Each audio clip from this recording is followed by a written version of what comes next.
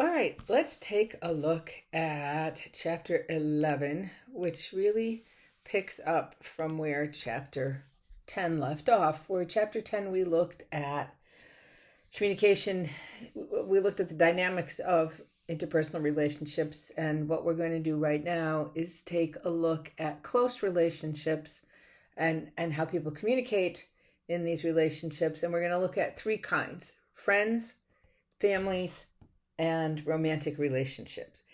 And really, before we get into this, I wanted to call your attention to what they talk about in the introduction, where they reference Robin Dunbar, who's an anthropologist. And there's a concept called the Dunbar Number. I have a hard time with this. Okay, so Dunbar found through his research that human beings have the capacity to be intimately connected with only about 5 people at a time. That makes sense to me. He believes you can maintain meaningful relationships with as many as 150 people, but the number of core relationships is much smaller. So I have problems with this because I can't imagine maintaining relationships with 150 people. Anyways, I thought this might be an interesting concept to discuss in class. A couple of years ago, a student said, if Dunbar says a close relationship with 5 people, there were when I was growing up, there were 8 kids in my family. So the student asked me, like, if there was my father and the 8 kids, so the 9, which 4 people did my mother not think she was very close to? And I said, I don't think that applies in this case, but this is another thing that we can discuss. So anyways, we're going to take a look first at friendships. So we're going to look at the different kinds of friendships and how communication plays a role in maintaining friendships. Okay, so the textbook defines friendship as a voluntary relationship that provides social support. Okay, so it's different from families, because in families the relationship is not, at least I'm trying to talk too fast. At least initially, it's not voluntary. Your family is your family. As you can at some point choose to distance yourself from them, but that relationship still exists. Okay. And so the idea is that, as they say, kind of the bottom line is that friendships are created, managed, and maintained through communication, whether it's face-to-face, whether it's through mediated communication. And there's a really interesting focus on research on page 306 that gives the recipe for developing friendships, which I thought was an interesting idea. Certain the 3 things that you need to do to develop friendships. Okay. So what kinds of friendships are there? Okay, you look at the short term versus long term. Sometimes people become very close. They're in a class together, they become close for the semester that they're together, and then the friendship doesn't last. And then there might be someone that you've been friends with ever since the 2 of you were in nursery school. Okay. All right, then we've got 2 kinds of friendships where we look at task-oriented or maintenance-oriented. So if you're friends with someone because you share the same task, you're members of the same team, or again, you could be members of a class or co-workers, or you get together with people and you play, like my son's doing right now. He's playing Dungeons and Dragons on, is it Dungeons and Dragons? I think so. D&D, yes, online. Okay, that's a task-oriented friendship. And I don't know why they call it maintenance-oriented, but a maintenance-oriented friendship is you're friends with someone. You don't necessarily share tasks. What you share is just you like each other. Okay, just maintenance-oriented sounds weird to me. Okay. Then you have high disclosure versus low disclosure. Do you share a lot of information with this person that you don't necessarily tell other people, or do you not? So there's the low versus the high. Then there's the low obligation versus high obligation.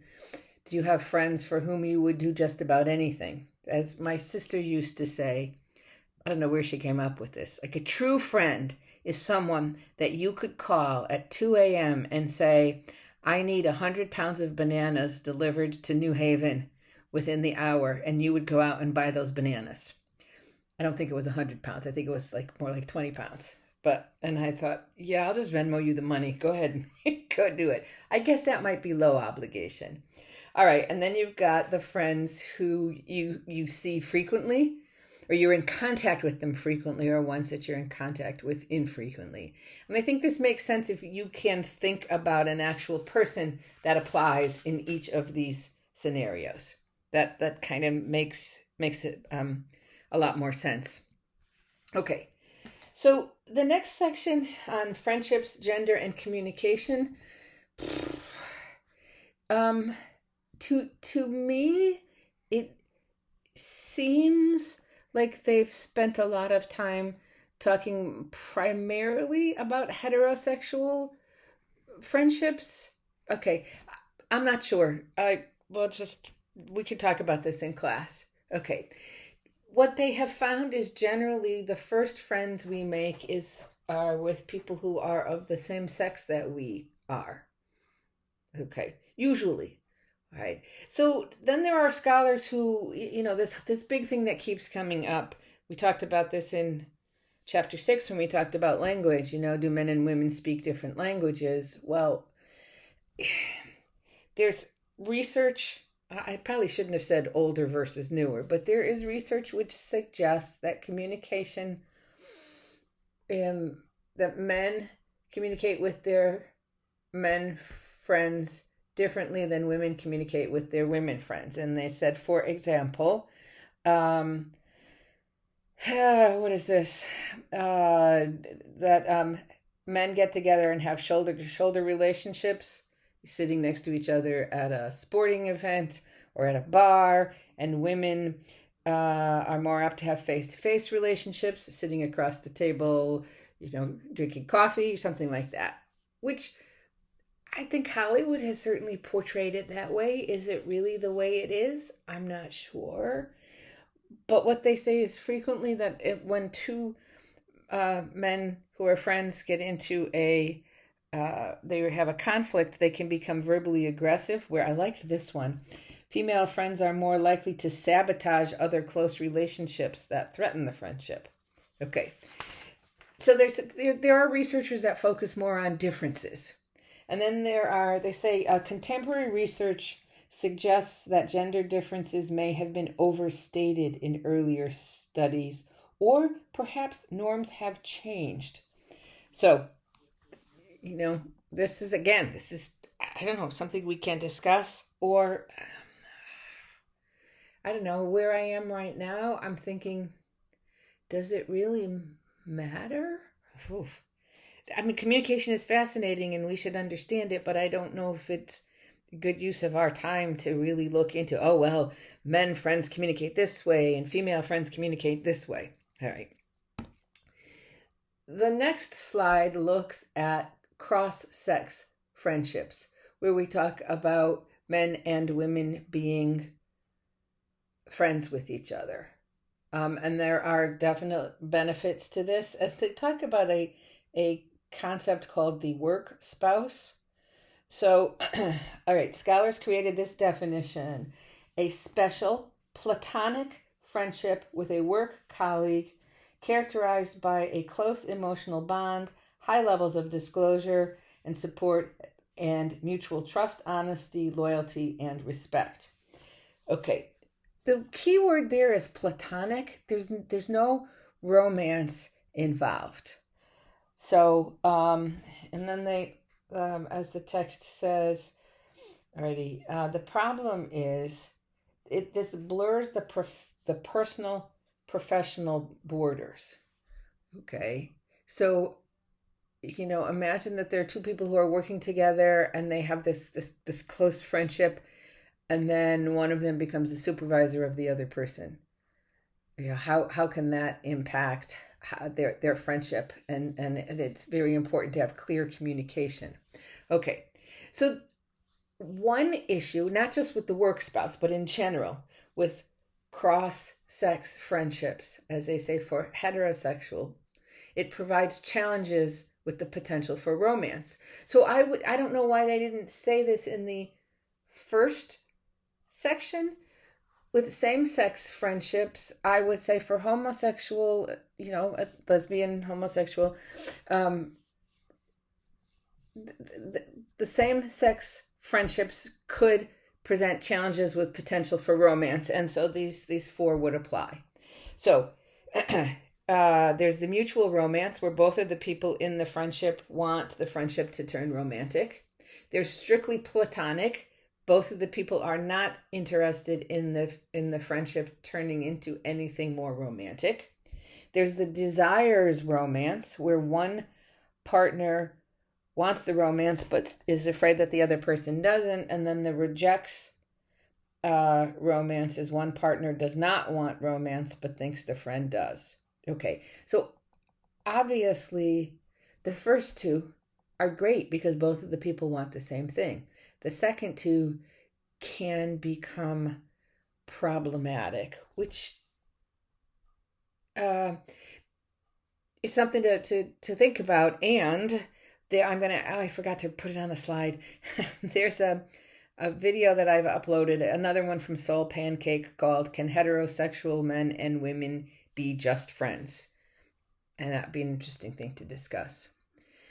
Then there's the one that I frequently skip over because it makes me, I guess, a little uncomfortable to talk about it. The issue of friends with benefits.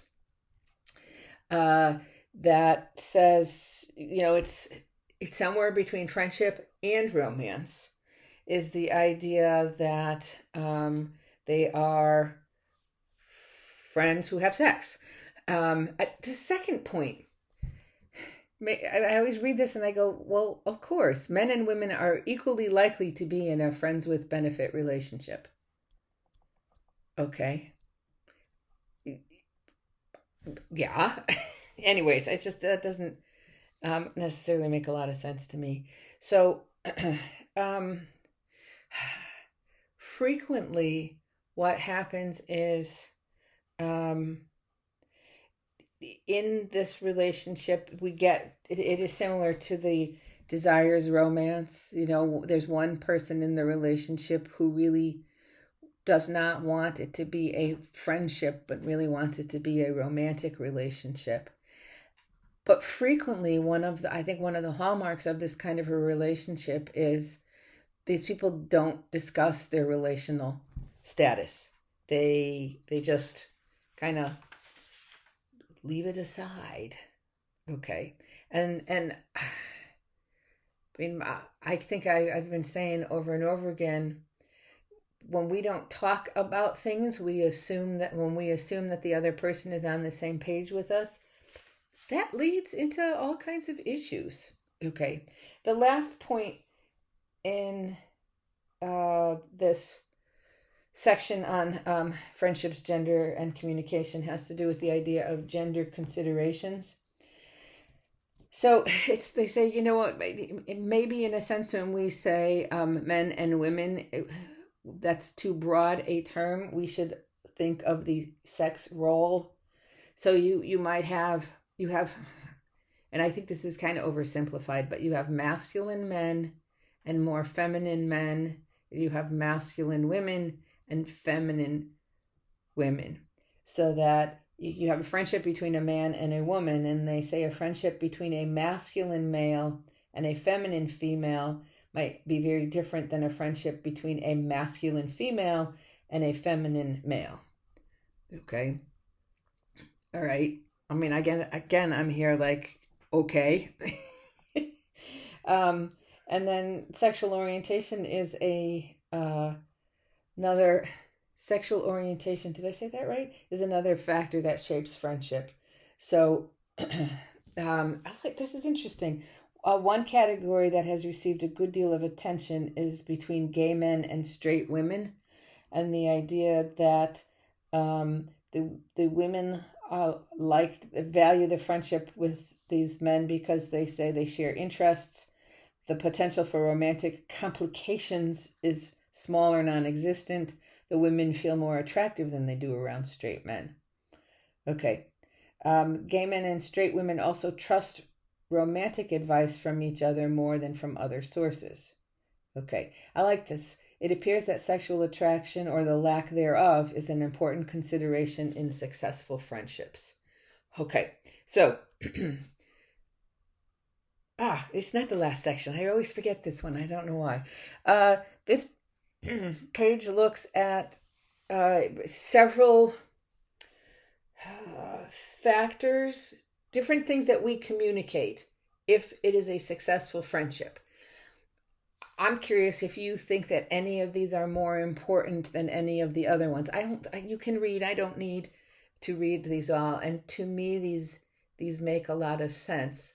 I've been wondering about this lately when I'm thinking about friendships that I have, and what are the most important. And I suspect it depends on, if we think about Knapp's model, like it might depend on where we are in the relationship, what stage in the relationship, or probably it's more about what's going on in our life and what we need at that time. Okay, that was the last one. So can you tell me about the different types of friendships that were discussed in the first part of this chapter? And can you articulate the role that communication plays in maintaining friendships? Or maybe even the issues that arise when there isn't a lot of communication that is going on. All right, so this is the first section, relatively short, I would say very straightforward. So we will move on to the section on families.